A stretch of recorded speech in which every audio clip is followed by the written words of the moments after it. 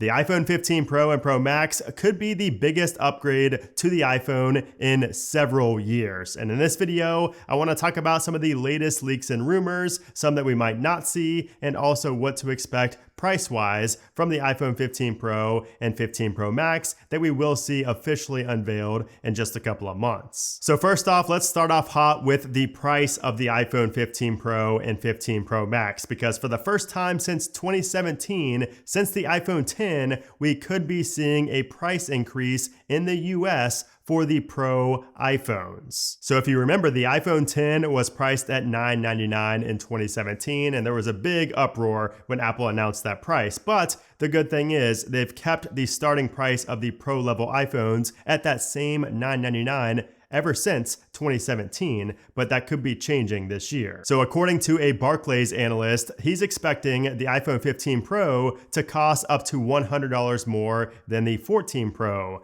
Meanwhile, the 15 Pro Max could cost $100 to $200 more than the 14 Pro Max. And he does also mention that the pricing will remain similar for the iPhone 15 and 15 Plus models. And if that's true, that means that the iPhone 15 Pro will start at $1099 and the 15 Pro Max will start at $1299. And the reason the iPhone 15 Pro Max might see that $200 price jump instead of a $100 price jump like on the 15 Pro is because of the periscope lens. That is said to be exclusive to the Pro Max, at least for this year, and that could add up to $50 in costs for Apple. So they're gonna have to increase the price accordingly. Now on the flip side, something that's gonna be reducing with the iPhone 15 Pro and Pro Max is the size of the bezels. And that's because the 15 Pro Max will apparently break the record for the thinnest bezels on a smartphone, beating out the 1.81 millimeter bezels on the Xiaomi 13. And with this big reduction on the Pro models, we'll probably also see a minor reduction on the regular 15s as well, although it's not going to be near as apparent as on the Pro models. But that's not the only design change we're going to see, because we're also going to get a massive upgrade to the mute switch on the side of the iPhone. And it's not going to be a switch anymore. It's going to be replaced with a customizable action button like we have on the Apple Watch Ultra. And actually in the code of iOS 17 Beta 4, we saw references to what could be shortcuts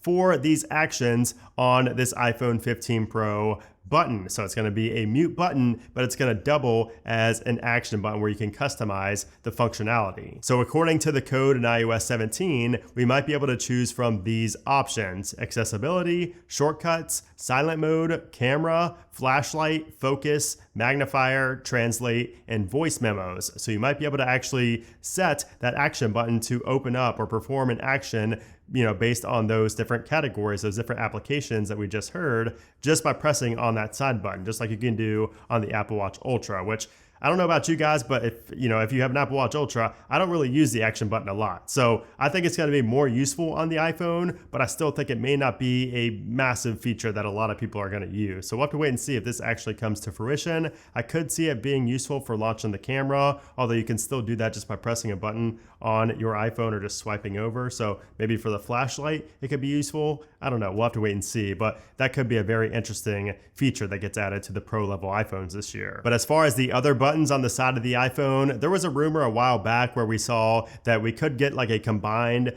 volume switch where it's just one big capacitive button, and I don't think that's going to happen anymore. So the rumors have kind of dried up on that, and there really haven't been any reports of that coming anymore. So I would not count on capacitive buttons being on the side. I think the only change we're going to see over there is going to be that customizable action button. Now on the back of the iPhone 15 Pro is going to be the same triple camera setup, but this year we could be seeing all three sensors stacked, leading to more light coming in and also just overall better image quality because of these stacked sensors. But like I mentioned earlier, the big change here is going to come on the Pro Max, where we're going to see that periscope zoom lens. And this is going to improve the range of optical zoom to potentially 6x. Whereas right now on the 14 Pro Max, we only have a 3x optical zoom. So that could be a massive upgrade for optical zoom. And both models will also likely see an improvement to the LiDAR scanner, and I'd imagine that the lenses will also get a little bit larger just to let in even more light. And they're massive as they are right now on the 14 Pros, but it's probably going to get even bigger. We're also hearing that the iPhone 15 and 15 Plus might receive the 48 megapixel camera upgrade. So the lenses will likely be smaller than they are on the Pro models, but they are going to have that 48 megapixel capability and the ability to shoot in RAW. Now, a big design change coming to the iPhone 15 Pro and Pro Max is one that we've heard about for a while now, but I'm really excited for it, and that is a titanium frame. So instead of stainless steel, we're now going to be transitioning to titanium, again, just like we have on the Apple Watch Ultra. It seems like Apple is kind of getting inspiration for the iPhone 15 Pro and Pro Max from the Apple Watch Ultra that we saw last year. So this titanium body is going to allow for more durability, so it should survive drops even better, and also for rounder edges. So we might not see as much of a point on the corners of the iPhone. It might be a little bit more rounded off than we saw with the 14 Pro series. So the number one iPhone rumor every single year that so many people just throw in their guesses on is the color, the exclusive color for the iPhone 15 Pro this year.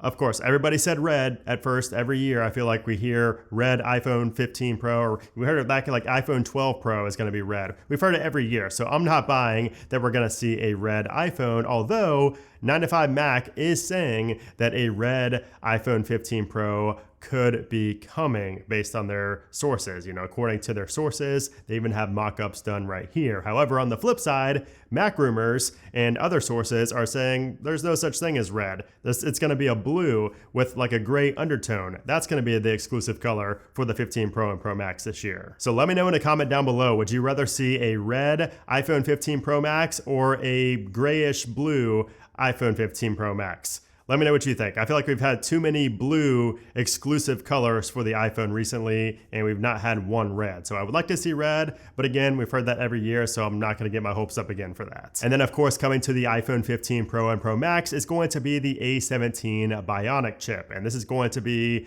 the first chip built on a 3nm process, which should result in major performance and major efficiency improvements over the 5nm process, which was used for the A14, the A15, and the A16 chips. So this should be a solid improvement. Even if nothing else changes, this should make a big difference in performance and battery life. Now, speaking of battery life, we did see an early rumor about the batteries increasing, like the capacity, the overall size of the batteries increasing quite a bit, but that rumor is kind of sketchy, and I don't want to put too much into that, so I will mention these stats really quickly, but take this with a major grain of salt because we've really only heard it from this one source who's not super reliable. So he says for the 15 Pro, we could see a 3650 milliamp hour battery, which is compared to 3200 milliamp hours on the 14 Pro, and then on the 15 Pro Max, a 4852 milliamp hour battery compared to a 4323 on the 14 Pro Max. So again, that's probably the least likely rumor out of anything we mentioned in this video to come true, but I wanted to mention that just in case it somehow happens to come true. And let me just say that if we do actually get those bigger batteries with the A17 Bionic chip, that's going to be insane. Like, we're going to get at least 1 day battery life on the 15 Pro Max. We're probably going to get up to a day and a half, maybe 2 days. That could be another thing Apple is drawing inspiration from the Apple Watch Ultra for. So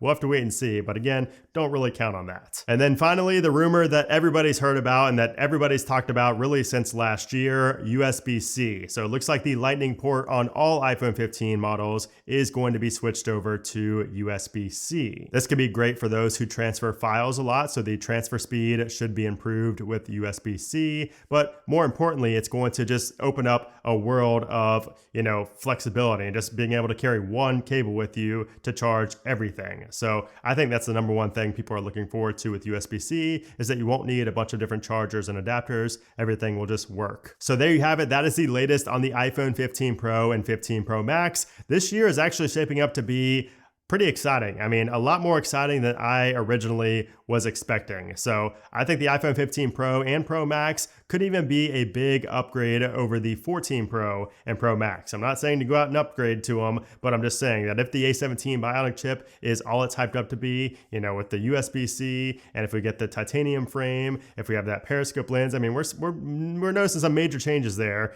that are going to be a big deal. You know, especially if you have a pro level iPhone, you're going to care about those very small but very specific things that actually make a difference in your day-to-day life. So I don't know, we'll have to wait and see. Hopefully all these come true, but you guys let me know in the comment down below what you're looking forward to most with the iPhone 15 Pro and Pro Max. But anyways, guys, thanks again for watching, and I'll see you soon.